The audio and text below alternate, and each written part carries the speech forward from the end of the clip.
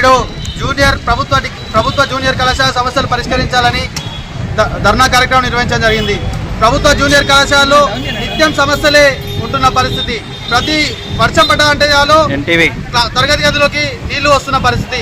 అంతేకాదు తరగతి గదులకు వెళ్ళడానికి కూడా రాని పరిస్థితి, టాయిలెట్స్ లేని పరిస్థితి, ఉపాధ్యాయులు లేని పరిస్థితి. ఇట్లాంటి సమస్యలతో ప్రభుత్వ జూనియర్ కళాశాల నేడు కొనసాగుతూ ఉన్నది. ఈ నారాయణపేట జిల్లాలో మక్తల్ నగర కేంద్రంలో ఉన్న జూనియర్ కళాశాలలో ఎక్కువ మంది విద్యార్థులు చదువుతూ ఉన్నారు. ఈ సమస్యలతో విద్యార్థులు చదువుకు దూరం అవుతున్న పరిస్థితి నేడు ఈ మక్తల్ నగర కేంద్రంలో కనిపిస్తూ ఉన్నది.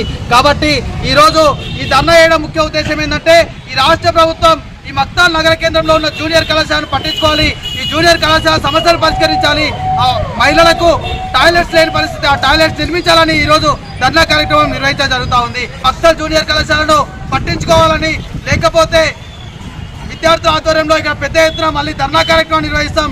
లేని ఏడల మంత్రి ఎక్కడ పర్యటన పెట్టుకున్నా అడ్డుకుంటాం అడుగడుగునా అని ఈరోజు అఖిల భారతీయ విద్యార్థి పరిషత్ ఈ మక్తల్ నగర కేంద్రం నుంచి హెచ్చరిస్తూ ఉంది.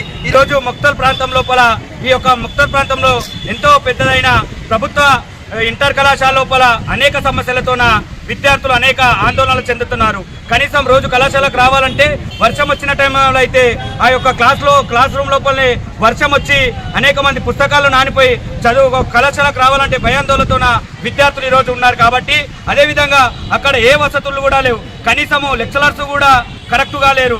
కాబట్టి ఇక్కడున్న రాష్ట్ర ప్రభుత్వానికైనా సరే, ఇక్కడున్న మినిస్టర్ గారికైనా సరే ఒకటే హెచ్చరిస్తున్నాం.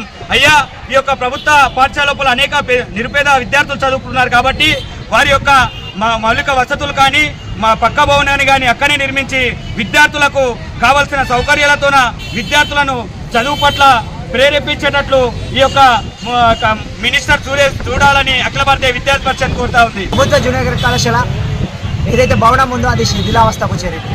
ఏ పెచ్చు ఎవరిపైన, ఏ స్టూడెంట్ పైన, ఏ ఉపాధ్యాయుని పైన పడుతుందో తెలియదు. అలాంటి సమయంలో విద్యార్థులు మరియు ఉపాధ్యాయులు ప్రాణాలు అరిచేతిలో పెట్టుకొని పాఠాలు వింటున్న పరిస్థితి, పాఠాలు బోధిస్తున్న పరిస్థితిని నెలకొన్నది. ఏదైతే స్థానిక మంత్రివర్యులు వాకిటి శ్రీహరి గారు అయినా సరే ఆ యొక్క కళాశాలను తరలించే ప్రయత్నం చేస్తున్నారు. ఏదైతే జూనియర్ కళాశాల ఉందో అది ప్రభుత్వ జూనియర్ కళాశాల మైదానంలోనే నూతన భవనం నిర్మించాలి, విద్యార్థుల సమస్యలను వెంటనే పరిష్కరించాలని ఏబీవీపీ డిమాండ్ చేస్తాం.